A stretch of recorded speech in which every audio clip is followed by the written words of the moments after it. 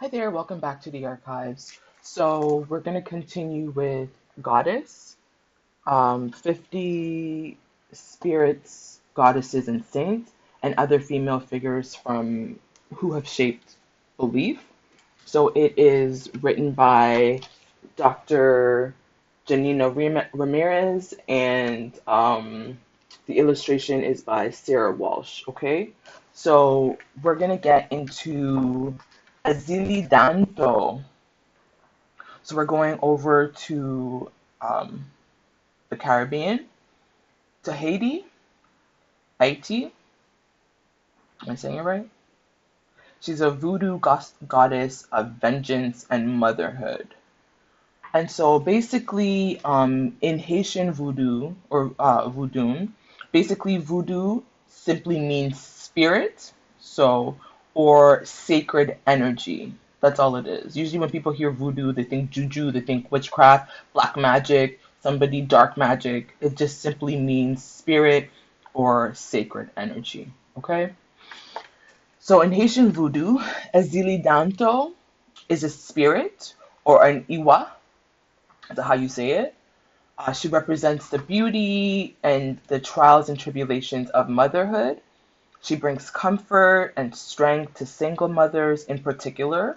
So if you're a single mother, you're looking for strength, especially during this time, maybe Izili Danto is a good person to, not person, it's not human, but although we'll get into it, some people do think she was a human.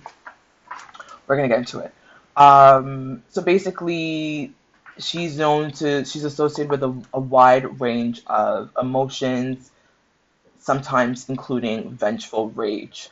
When I read that, I was thinking of Dr. Jennifer Mullen's work on the Rage Doctor, right? How rage is ancestral, it's deep, is not this negative thing that we should be demonizing, but a source of information we could tap into to nurture, to kind of give us information on where we have been oppressed or hurt or violated, right? And so Izili Danto is sometimes associated with that kind of sacred, vengeful rage. So the book says to understand Ezili Dantò, we have to talk about voodoo, right? So voodoo, the term voodoo again, spirit, sacred energy, it comes from the Fon language of Benin. Remember, we just did Mawu. Mawu's tradition comes from the Fon, the Eve. In Fon, again, folks in Togo, Benin, um, during the slave trade, so between the 1500s and the 1800s, again, when we say 1500s, it's actually 1400. Remember, it's a hundred years after. And when we say 1800s, it's the actual, it's written the 1700s. Okay, so during the 1500s and the 1800s, enslaved African people, they carried their religion with them to Saint-Domingue, which is now Haiti. So voodoo was born from a combination of the Fon, the Yoruba, and the Kongo traditions of West and Central Africa, as well as the Taino traditions of the Caribbean. The Taino people are the indigenous folks of the Caribbean. Okay, the French people that colonized Haiti were Catholic, and so you see that a lot of the enslaved Africans combined some of their African gods and goddesses with the Catholic saints in voodoo. Sometimes you'll see where practitioners of voodoo will also lean on saints, for instance, right? As a Catholic, I turn to a lot of saints. On my anyways, I'm not getting into it. But a lot of different saints. When I was in elementary school, because I've gone to Catholic school my whole life, my elementary school was the patron saint was Saint Anthony of Padua. In high school, it was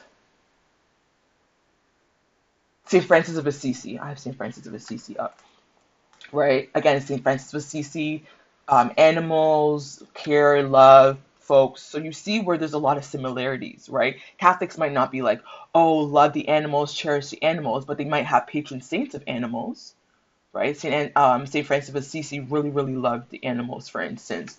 So, and was big on service. So you do see sometimes a practitioner of voodoo will incorporate different Catholic priests. This is a history within the Haitian context, right? The French came, they brought Catholicism with them. The enslaved Africans combined their old ways with the new ways. And so it traveled and it sustained, right? Some voodoo spirits have ancient roots that go back to Africa. Others, like Ezili Dantò, represent a more recent set of spirits that were born out of slavery, rebellion, and revolution. So these spirits understand the harsh, brutal conditions of oppression, right? They know what it's like to show up for enslaved Africans, for instance. They know how to endure French colonization. So again, this right now would be a good time to turn to Ezili Dantò. I saw today a post that was talking about Boston when they were deporting folks back to the South. Folks in Boston, who's that creator? I don't remember. So you see the resistance, right? Again, same thing. They're familiar with what oppression looked like. They know what it's like to be. She knows what it's like to be under colonization. Why? Because some people said she actually fought the Haitian Revolution. So to honor Ezili Dantò, again, is said to have played a really important part in freeing the Haitians during the Haitian Revolution.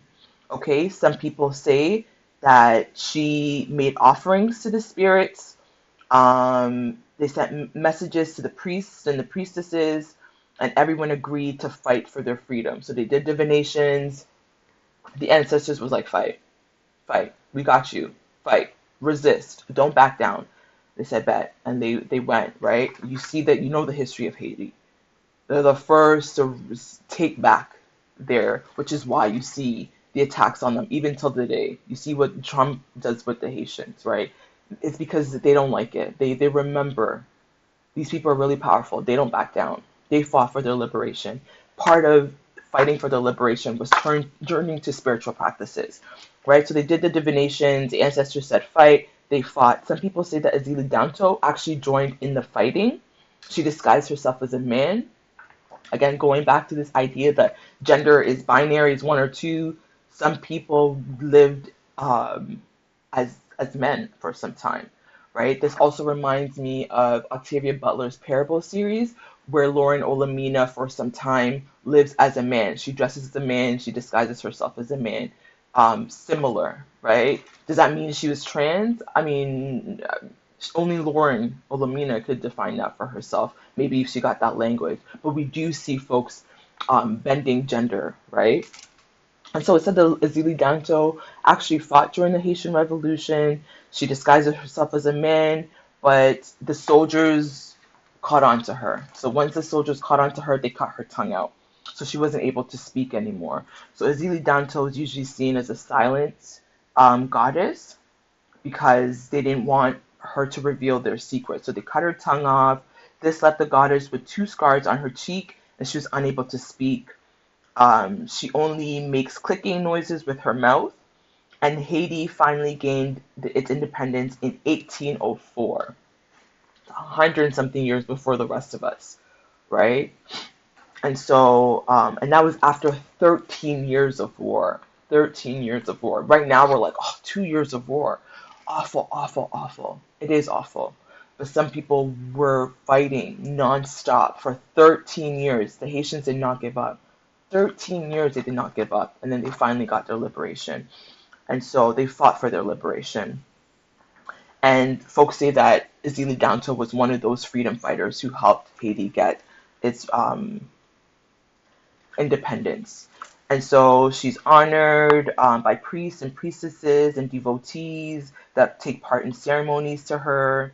Um, Sometimes people will turn to her to channel or deliver messages through rituals called mounting. They connect with the Ezili Dantò to produce powerful results like the Haitian Revolution, right, which was successful. They gained their independence from France.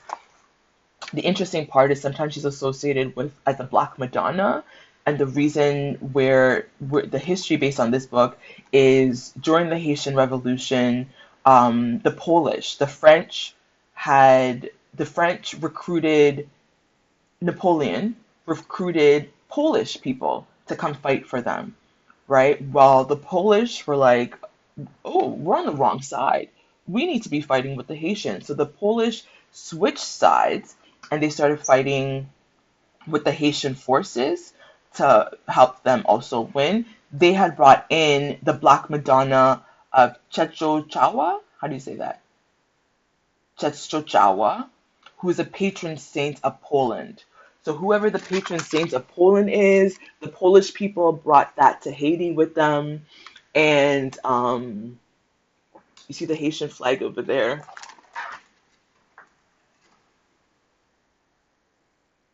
Sorry, I got distracted because I was trying to think of Haiti's capital, Port-au-Prince.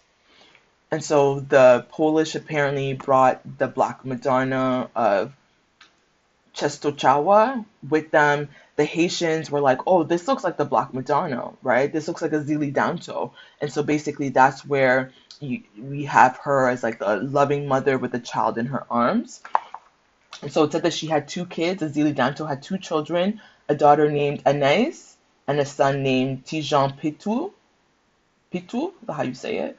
And so because Ezili Dantò can't talk, remember they cut her tongue off, Anais, her daughter, is the one who usually speaks for her, and she's shown alongside her. Ezili Dantò has a sister. Her sister's name is Ezili Frida.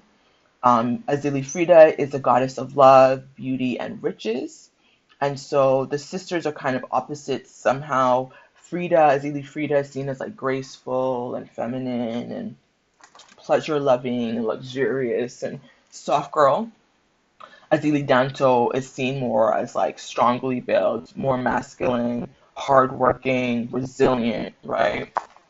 And so basically, yeah, Ezili Dantò's image has been blended with the Virgin Mary. So sometimes she's represented with a heart with a dagger pierced through it, right? So you see the heart with the dagger pierced through it. And her sister is shown as the heart of love. And so, yeah, she's a fearless warrior. She's a freedom fighter. Above all, she's a loving mother, and she'll do anything for her children. Folks who are pregnant or expecting to deliver, labor, delivery, especially right now with the mortality rate, these are good folks to maybe turn to help you with your fertility journey, postpartum, so on and so forth. I personally feel like I could use all of the reinforcements, right? There is power in numbers. Again, this is where a lot of Christians be like, she's not Christian, she's demonic, she worships false idols. Okay, I hear you. I'm not arguing with you, right? That's what you think. That's what you think. I'm not going to argue with your feelings. But I do think it's important I do believe in the power of numbers, right? I'm not ashamed to say I do turn to saints. I will heavy on the saints, right? Heavy on the archangels, especially Archangel Gabriel, especially Archangel Michael, right? I pray to Archangel Michael every day. Um, and then it's good to also learn some of these people and what they do and how they can also help us. Again, don't listen if you don't want to. I'm not trying to convert you into anything. I haven't even converted myself, right? I'm still Catholic. I'm still Christian. I don't practice any of these. I'm learning about these and I'm figuring out who and what makes sense to me, right? Oh, this is where I was lied to. They told me that only men can be in charge. That's a lie. Our people didn't think that before.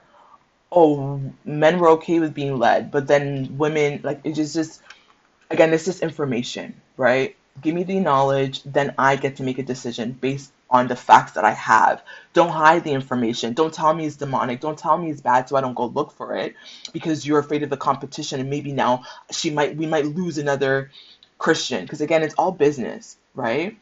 You saw Drewski's skit, it's all business. A lot of these churches is a money. The Vatican is one of the richest entities, right? These are all organizations that are still businesses. So just like any business, they want to keep their patrons, they want to keep folks.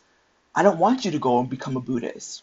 I need your money here so you can pay tithes, right? So don't forget also that like religion, these institutions are also businesses. They have to pay their debt. They don't really pay taxes because they don't. That's a whole nother thing.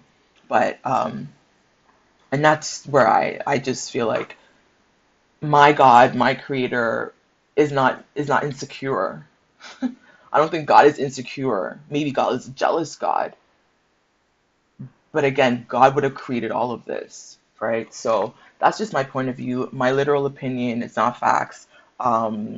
So it's interesting to learn about some of these different figures and to see how, especially those who moved from the continent to other places in the diaspora, where they carried some of these traditions with them, right? Right now we see gender wars, not gender wars, diaspora wars, African versus Caribbean versus Black Americans versus, we don't even talk about Black Canadians, but just remember that there was a time where we came from somewhere. Although the Taino people were always there, right? People also say Black people always existed in North America, right? The indigenous folks are also still Black. That's a whole nother conversation for another day. But this is Ezili Dantò. This is Haiti. This is what the Haitians who practice Vodou believe. And it stems out of West African tradition, specifically the Fon people of Benin, um, and also the Yoruba people and the Kongo traditions. One of my next videos, I'm going to go talk about the Kingdom of Congo. We're going to do that this week. We're going to talk about Congo because I'm reading the book on Nzinga of Angola, and so I'm going to do separate videos to kind of lead into that, to talk about some of the ancient African traditions, um, Matamba, the Kingdom of Matamba, I think it was, Kingdom of Congo, and the Kingdom of Indongo. So as I'm learning, as I'm reading, I'll come over here and share some of that information. So look for that in the future. This is Ezili Dantò from Goddess. Um, yes. So more from this. We're gonna still do game changers. We're still gonna share some of the athletes. We still got the 36 warriors, queens, and intellectuals. I'm gonna come through. We still have Angola. I see is it Sojourner Truth? We're gonna get into Sojourner Truth. There's a whole bunch more folks we'll get into. So that's my focus this year. I'll be focusing a lot on different women and femmes from across history. Okay, so until next time, in solidarity.